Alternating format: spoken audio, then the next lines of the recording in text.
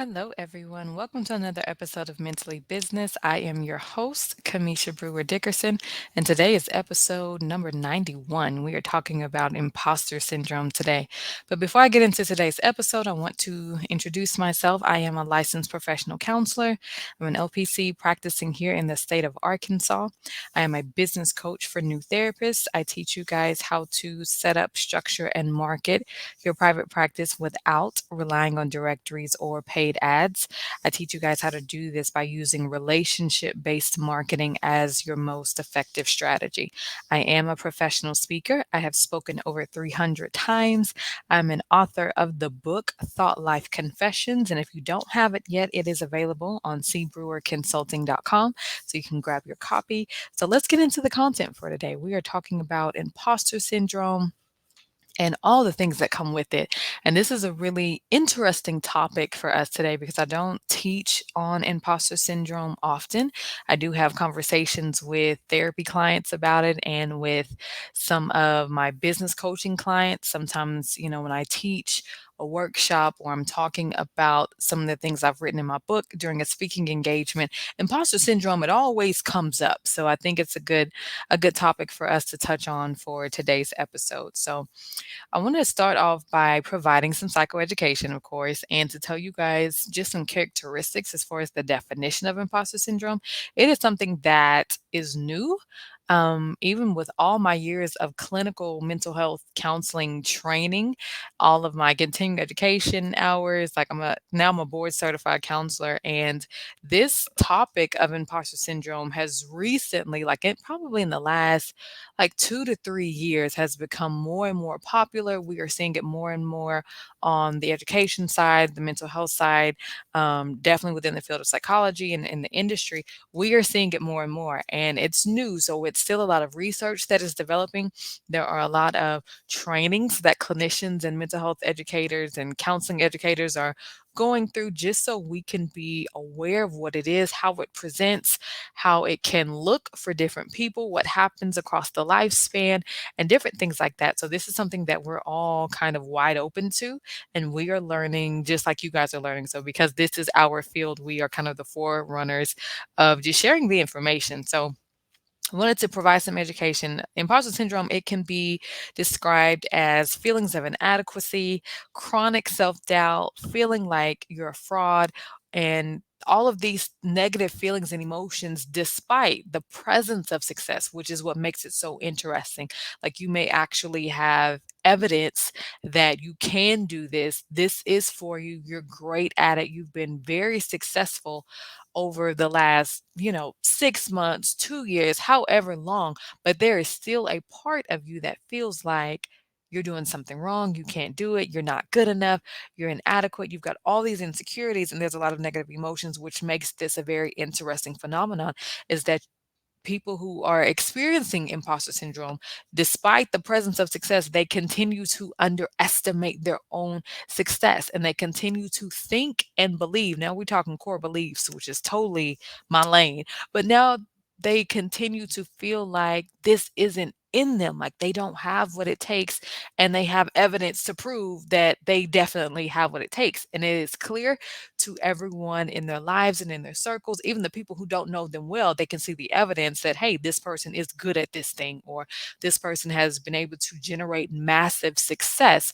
although the person who's actually doing the thing doesn't believe it for themselves. And I think it's very interesting, even if you look at it from a spiritual standpoint, that sometimes we struggle with our faith and we struggle with our belief, and sometimes we have to have those specialized prayers that are like, okay, God, help me with my unbelief.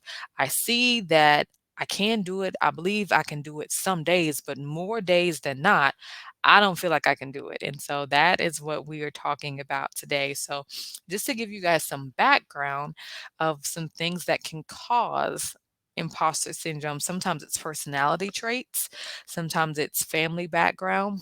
Now, this is more definitely could be for first generation people, the first generation business owners, first generation college graduates, or first generation of people to start a family and be married before having children.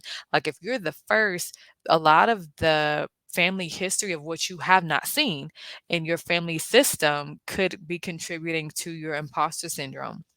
Could be trauma, and trauma can be a lot of different things. We've got big T traumas, little t traumas, but as far as like the most common forms of trauma, we're talking sexual abuse, domestic violence, growing up in poverty, growing up in inner city neighborhoods, limited resources, experiencing grief and loss, having to relocate often, instability.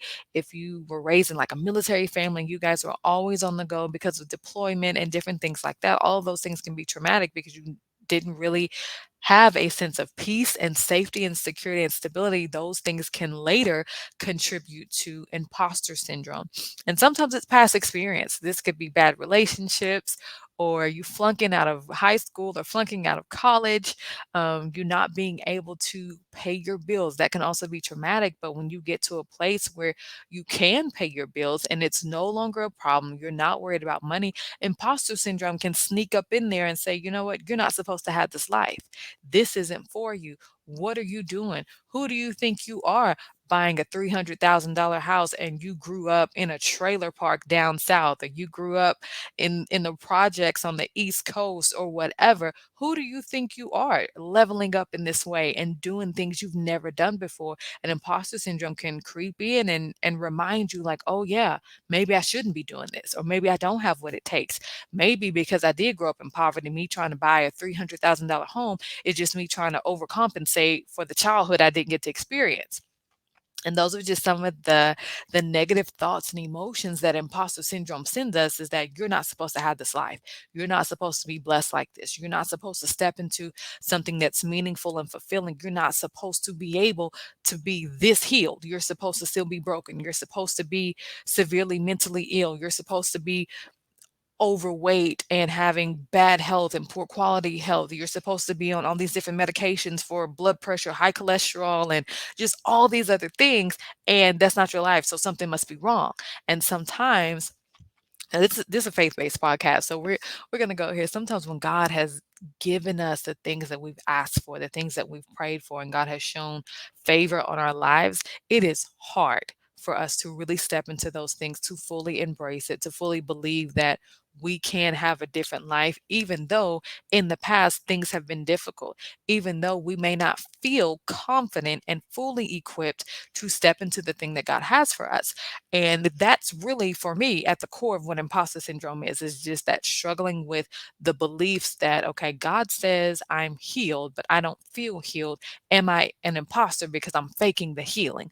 Or is this just new territory for me? And it's going to take me time to fully step into the manifestation that God has given me that says I'm healed and I'm not an imposter. It's just going to take me a minute to get adjusted to what a healed life looks and feels like on all levels. Okay. These are totally different. And so that could be you if you're listening to this podcast and you're trying to figure out, okay, where am I on this imposter syndrome journey? Do I really have imposter syndrome?